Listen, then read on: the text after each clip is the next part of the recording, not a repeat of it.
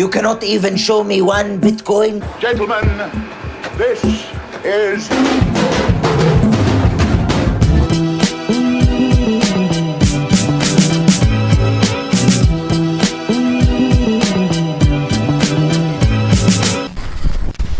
What's up everyone, it's Adam from FWCI. So I did a quick search on YouTube to see what was the highest viewed pitch meeting videos of all time, and Game of Thrones Season 8 was #1. So I remember when that came out, that was something that caused so much discussion and so much complaining online. Maybe a little bit too much complaining. I mean, I never really understood people complaining that the ending to a series didn't live up to their expectations and they're outraged at this. Like, you should have made it better. Like, it's objective. There are probably going to be people out there that think what they did in the ending here was great, but yeah, I didn't really like old Jaime Lannister just, fucking off to his sister again. That was kind of a bummer.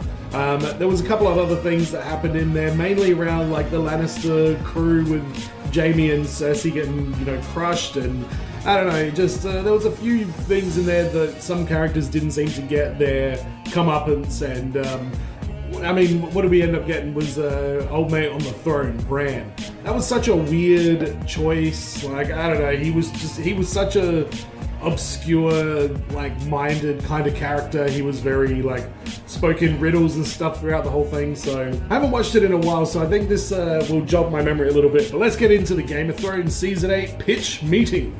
So, you have Game of Thrones Season 8 for me? Yes, sir, I do. And I really want this to be over, so can we speed this pitch meeting up, please? Oh, I mean, we literally just started. Well, I'm in a rush, so, let's get cracking. I mean, okay. So anyway, the first 2 episodes are gonna be people kind of meeting and reuniting in Winterfell. Arya's gonna sleep with Gendry. Oh, having seen her grow up on the show, that makes me extremely uncomfortable. Is she 18? That's certainly what people are gonna Google, but yes, she is. Yikes, okay. And then episode 3 is gonna be when the Night King and his army are gonna arrive in Winterfell. Oh my god, the moment we've been building towards for 8 seasons. Yeah, and so Bran reveals that the Night King wants him because he's kind of like the memory of Westeros. Oh, why? Because that's his motivation. Well, okay then. So then the Dothraki charge at the dead army and they pretty much all get wiped out. Oh my god. Until a couple of episodes later when they kind of just multiply because I need more of them. Oh. Anyway. Actually, yeah, that's a good point. The Dothraki did just sort of re-emerge, but I know that with a lot of the stuff in this, there is a lore and like a lot of very nuanced things that go really deep into, why certain things happen. So yeah, for those out there that are watching that are really deep into this show and have the explanation for everything, totally get it. Wait, then the zombies are gonna charge at the good guys, and there's just like a wall of them. Oh wow, it sounds like World War Z. Exactly, yeah, it's gonna be like watching World War Z, but with, like 5 pairs of sunglasses on. What? So there are just tens of thousands of zombies, and they're just swarming everybody. Wow, it's gonna be tough for the main characters to live through an attack like that. Actually, it's gonna be super easy. Barely an inconvenience. Oh, really? Yes, anytime a really important character gets swarmed, we're just gonna kind of cut away from them and then come back later to see that they're fine. Wait, so how did they survive? By being off screen for a little bit. I guess that makes sense. Oh, also Bran is gonna warg into a crow. Oh, why does he do that? Unclear. Okay, gotcha. Anyway, eventually the Night King's gonna do that thing where he raises his Wasn't Bran warging so he could, like,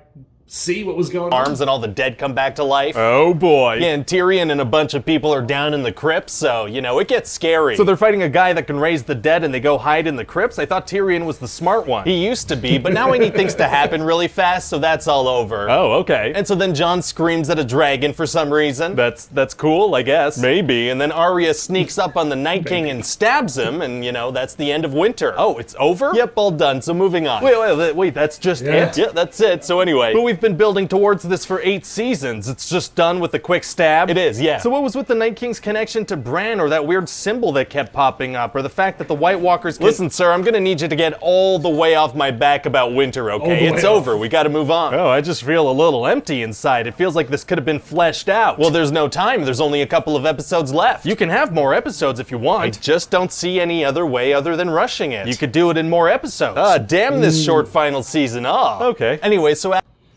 yeah, I remember that being a big discussion, was that there should have been extra episodes. It was like a 6-episode season or something like that, and I don't know what the reasoning behind that was, but yeah, I could definitely see there was some parts of that could have been fleshed out a lot more. So yeah, 100% agree. After the Battle of Winterfell, everybody's partying, but Dany is just sitting alone, all isolated, looking pissed with her Starbucks. Did you say Starbucks? And in the next episode, she flies to King's Landing. But then Euron and the Iron Fleet snipe Rhaegal out of the sky with those scorpion things. What? How did Dany not know about the Iron Fleet being there? Well, Dany kind of forgot about the Iron Fleet and Euron's forces, but they certainly haven't forgotten her. She forgot? She forgot, you know, a lot of stuff on her mind. I mean, okay, and does she blow up the ships with her dragon? Oh no, I mean, a dragon is no match for a bunch of scorpions. Oh, okay, yikes. And then Cersei ends up killing Missandei, you know, so Dany and Grey Worm are pissed. And does Dany remember who Cersei is? Of course she does. I don't know, I feel like I needed to ask. So then in the next episode, Dany just destroys all the scorpions in like a minute with her dragon. Wait, what? Yeah, I mean, a bunch of scorpions are no match for a dragon. Oh, but you just said the opposite. Oh, well, I kind of forgot. I don't know. There was some stuff that happened in there, and from what I remember, Daenerys was like flaming red hot. This was a part of her like spiraling into, you know, what happens at the very end. What about that? Well, okay then, I guess. So yeah, now Cersei doesn't have any scorpions, but she does have the Golden Company. Oh yeah, we built those guys up to be badasses, so what are they gonna do? Die immediately. Oh my god. And then Cersei and everybody surrender, but Dany is mad now, so she's not satisfied. Oh, so she goes to kill Cersei? Exactly, but she starts with, you know, everyone else. She does what? Yeah, she's mad now, so she burns women and children. Oh, that feels like quite the leap character-wise. Yeah. Well, she's been killing people for years, you know, plus 2 of her dragons died, a couple of her friends, her nephew doesn't want to sleep with her. Yeah, but these are women and children. Listen, I want her to be the bad guy, and I don't really have time to flesh out the justification. Would you like some time? You can have it. No. Ah, dang it, okay.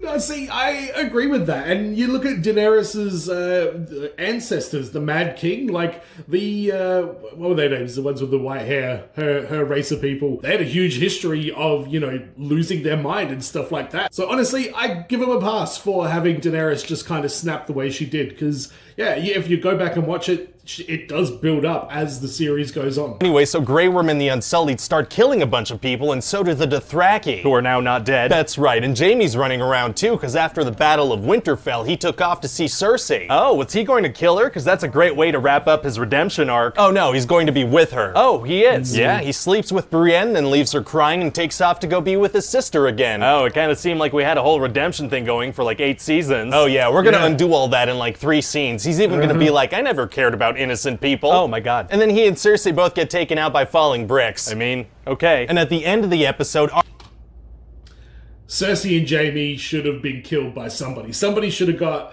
a measure of redemption on those characters, because they were, especially Cersei, was like, you know, the antagonist of the entire thing. It's kind of sucks that they just died from, you know, this thing collapsing on top of him. Arya sees a white horse and rides off on it. Oh, cool. People are gonna have a lot of theories about that. Yeah, and so at the beginning of the next episode, she's walking around in the rubble and she sees... Wait, what happened to the horse? Oh, we'll see what happened with that was that... Did you forget about the horse? I forgot about the horse, she forgot about the horse. It's a very forgettable horse. Okay. So anyway, then Tyrion's like, I'm pretty sure I don't want to be the hand of the queen anymore. Because of the child murders? Because of the child murders, that's right. So he gets put in a cell. Yeah, I guess that's treason. Exactly. So now all the pressure's on Jon Snow, you know? What's he gonna do? Oh yeah, what has Jon Snow been up to this whole time? Oh well, I had a bunch of cool lines for him, but then I was messing around with the search and replace on my computer, and somehow all his lines changed to "She's our queen." Really, all of his lines? Yeah, pretty much. I did go back and change a couple of them to "I don't want it," but other than that, yeah, pretty much. Well, okay then. So anyway, then Jon goes to see Dany in front of the Iron Throne, and he, you know, stabs and kills her. Oh my god, just like that? Yeah, I mean, there's no time to draw this out at all. But there could be. But there's not. So then Drogon gets all pissed and burns the Iron Throne, then flies away with Dany's corpse. Wait, did he understand that the power of the throne corrupted her, or did he just get mad at the one pointy thing in the room? I don't know. Fair enough. So anyway, then a couple of weeks later, Jon's in jail. So he just walked out of the room and confessed to the murder? It certainly seems that way, so Grey Worm really wants him and Tyrion to see justice for betraying Dany. Okay. So Tyrion and Grey Worm go in front of the Council of Surviving Characters, and Tyrion decides that Bran should be king. Wait, the guy that's on trial decides that? Well, I mean, the council votes, but Tyrion really does run the show, yeah. And why does he think Bran should be king? king. Because who has a better story than Bran? I mean, arguably any other character. And shouldn't Jon become king since he's the rightful heir? No, he's gonna be sentenced to go hang out with his friends up north. So that whole Aegon Targaryen thing was basically for nothing? Pretty much. Same for that Arya faceless man thing too, actually. Oh, subverting expectations is tight. Well, I wouldn't say that it was about subverting expectations. It's more that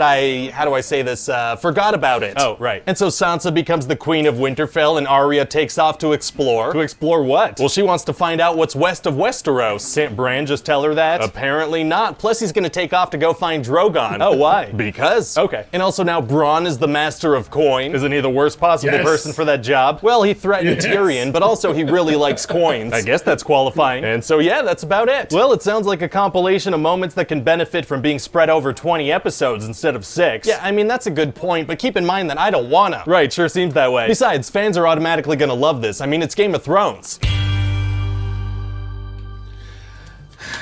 Yeah,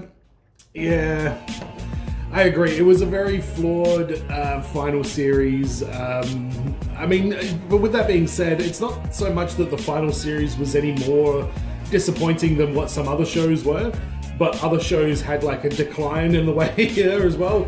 Game of Thrones was really, really great up until that last season, and then they just sort of, farted out this short, quick wrap up of all the stories. It did feel very rushed, and it honestly feels like something that they could go back one day and say, all right, we're gonna rewrite the final season of this. They should do like an animated one where they're like, this picks up at the end of season 7, and then we're gonna rewrite what we think, would have been better or something like that. But I don't know, Game of Thrones was something that I was never overly interested in until the missus got me to watch all of them, and then I was on board, and I get it, I enjoyed it. I love some of the characters on it, especially the Hound and Arya Stark when they have their whole thing. That's probably my favorite part of the show. But let me know in the comments what you guys think about Game of Thrones. I don't know if there's any Game of Thrones stuff on the horizon. There were gonna be some spin-offs, but never really happened. But let me know what you think anyway, and as always, be well, stay safe, look after your friends. See you in the next video. Peace.